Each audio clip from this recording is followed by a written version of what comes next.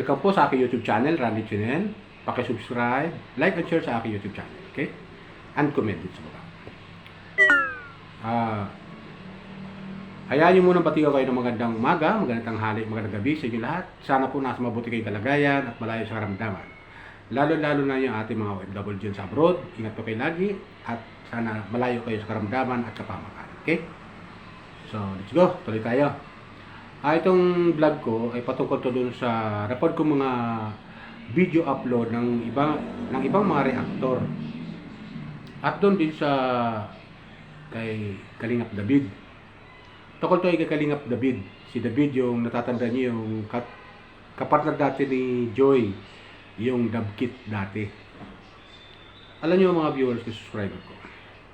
Nagtataka rin ako bakit nawala si David sa Kalingap at nagpaalam.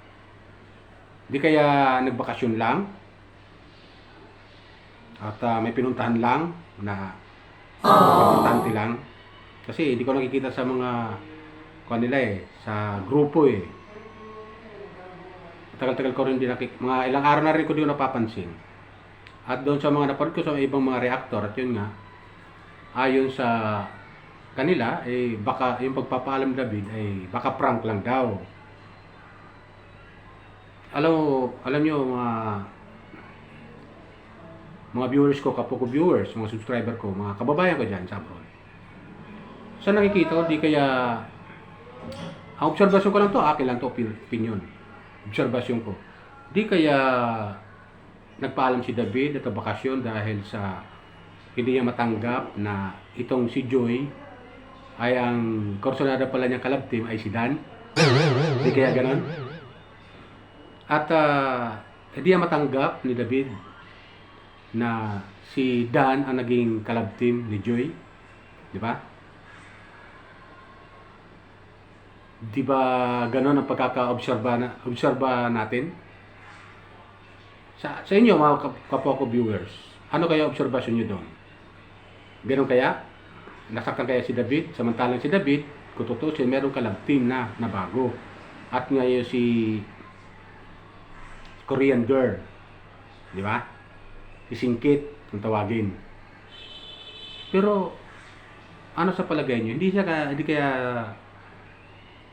na matanggap ni David at hindi siya makamove on sa pangyayari na yon na nawala sa kanya si Joy. At isa rin siya na humahanga kay Joy, ganon. Kursunado niya si Joy bilang isang club team. Personal, di ba? Yan ang obserbasyon natin mga viewers ko, subscriber ko. Kasi dito sa Danjoy na sitwasyon ngayon ay kitang-kita na itong si Dan ay special someone niya, si Joy. Di ba ganun yun? Special someone niya. Yan ang ibig sabihin nun. Wow! Maaaring sa likod ng camera ay lihim na nililigawan ni Dan si Joy. Di ba ganun yun? Lihim na nililigawan ni Dan si Joy sa likod ng camera. Pero pag makita mo sa love tape, parang wala lang. Pero makikita nyo naman doon sa sa huling vlog nila ng pagpunta doon nung ipakilala ni Dan si Joy sa papa niya kay Kuya Brook. Makikita nyo naman yung pag-iyak ni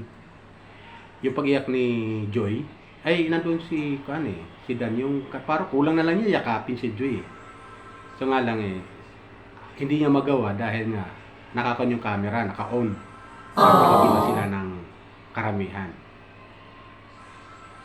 Hindi kaya sa likod ng camera meron silang ugnayan?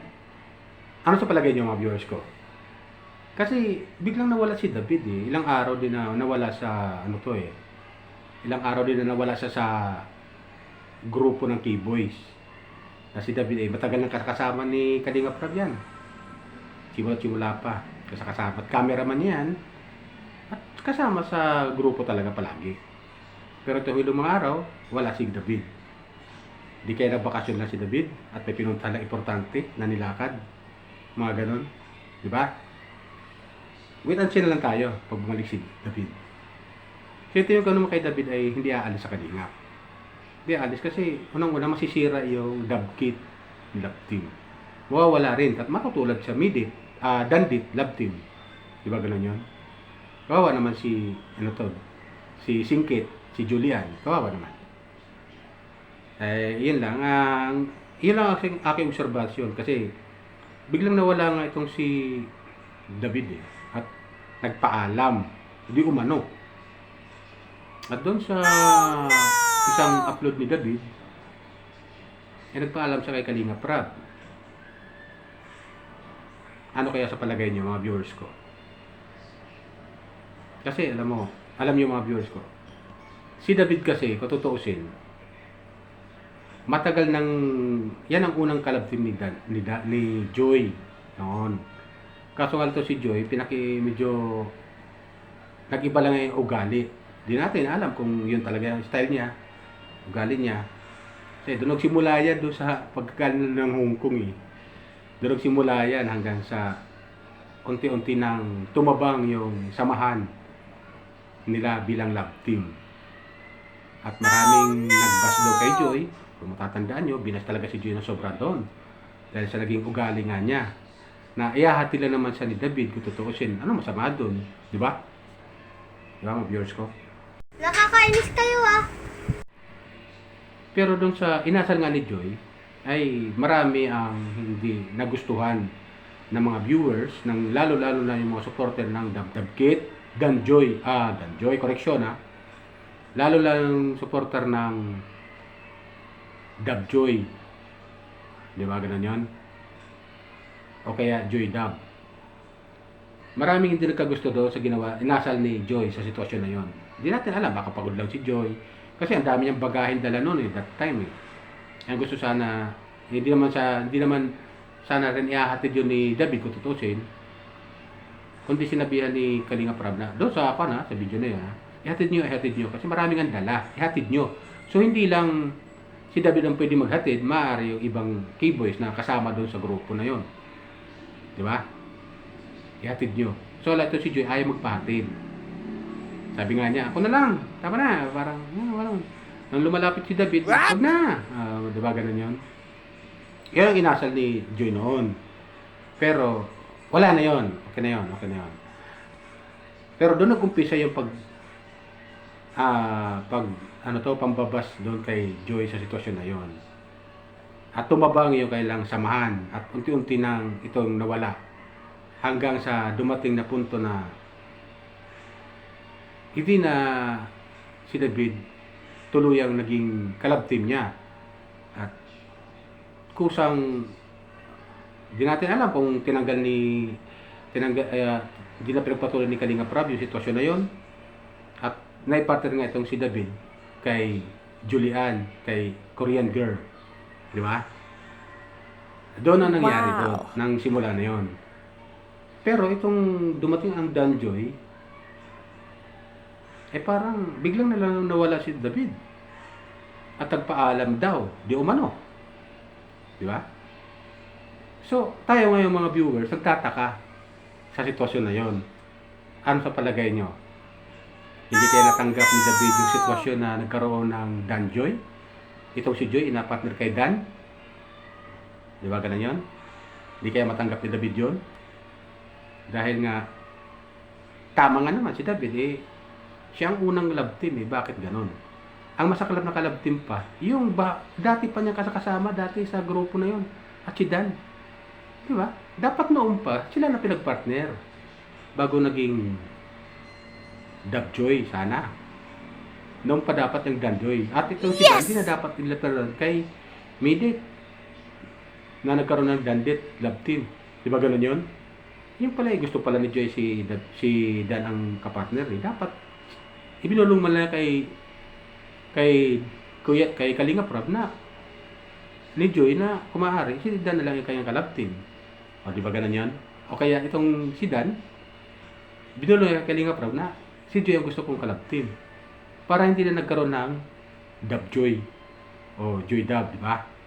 At para hindi na nagkaroon ng Dandit love team. O, di ba ganun yun? Parang anong nangyari tuloy, nagkaroon ng mga spekulasyon ngayon itong mga viewers. At isa na ako doon, na bakit nagkaganon? Ba't nagpaalam si David? Ayon sa mga reaktor ha, nagpaalam. Mga baka prank lang daw, sabi ng isang reaktor.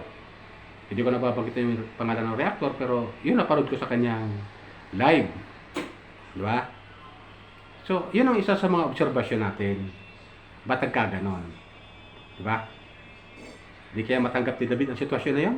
Na nagkaroon ng danjoy?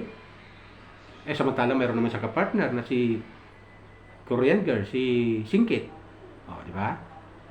So, dapat ganon. Siyempre, tinitimbang-timbang natin yung sitwasyon, di ba? Hindi kaya yun ang dahilan?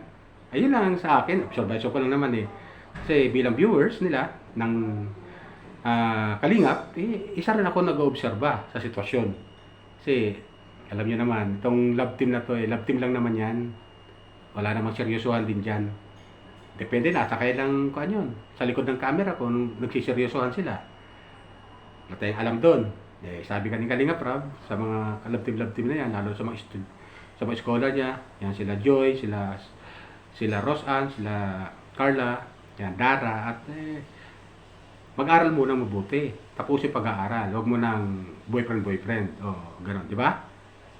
Yan ay love team lang. Huwag mo masyadong seryosohin. Kasi tayo mga viewers, alam mo, speculation natin lakas natin mag-udyok Uy, bagay sila. Uy. Di ba ganun yun? Uy, pwede sila. Mga ganun. Lakas natin kasi mag-udyok sa sitwasyon. Di ba? Katulad ni Joy tsaka ni Dan. Uy, bagay sila. Mga ganun ba? Pero din natin sa kabila ng ating ginagawa na ganun, mga kapwa ko viewers kabila ng sitwasyon na yon na si Dan may kalab team na at si Medit nga, di ba? Hindi natin alam, maaaring nakangiti lang si Medit pero sa deep inside, nasasaktan siya. Una-una, babae rin si Medit. Di ba? Ba't may pinartner si Dan kay Medit, di ba? Ganun yan So, masakit sa kanya yon. Tayo mga viewers, tayo rin nasasaktan, di ba? Kawawa naman. So, ayan. Yan lang ang observation ko talaga. Nasasaktan din si Medit sa sitwasyon na yun. Maaari, nakangiti siya, o nakabubo na siya, pero masakit sa kanya yun. Bakit? Siya ang kalab team ni Dan Ba't pa pinaglab team ko pag-ihiwalayin rin lang, di ba? Tama yung sabi ng obserbasyon nung isang nag-comment Sa una pa lang, sa part 11 pa lang dapat, nung tagkakatanungan na ng kalamansi, na Medit, kung sakasakaling i-partner si Dan sa iba, ano sa palagay mo? Mga ganun ba? Siyempre si Medit, hindi makasagot-sagot dahil nakalab si Dan, nakasanayan yan Hindi papayag si Medit. Sinagot siya ni Medit na hindi siya papayag. Respeto kasi sa Kalingap. Pero nag-desisyon ng Kalingap, at nag-desisyon si Dan, so wala nagawa si Medit. Ganun yan? Wala nagawa. Wow. Si Dan ang kalab team siya na umayaw Siya na give up sa sitwasyon na yun. So, anong gagawin pa ni Medit? Pagpilitan niya sarili niya. Di ba ganun yan? Hindi pwede pagpilitan sarili niya dahil ayaw naman ni Dan na ipagpatuloy yung pag-love team ng dalawa. Dahil nga itong si Dan, ang target nga niya na gusto niya ka-love team ay si Joy. Aww. Na hindi natin alam, sa likod ng camera, baka meron silang something, mga ganun. Akin lang naman. Kala naman. Atin lang naman na tag dito. Atin lang naman na obserbasyon. Di ba? Kasi makikita mo naman yung tinginan ng dalawa. Ang lagkit. Lagkit. Yan lang naman sa akin. Pero ganun pa man, shout out Kalingap Rab at Kuya Bal, Ate Jack. At lahat ng Kalingap partner, mga viewers ko, kapwa ko subscriber, viewers ng Kalingap, ay pagpatuloy natin pagsuporta sa Kalingap. Okay? Yan naman mga kuwan lang yan. Pampakilig lang yan. Pampatanggal stress. Kumbaga sa English, stress reliever. Di ba? Yan na po. Ingat po tayo lagi. Pagpalain po tayo ng pagmagkapalan. Bye!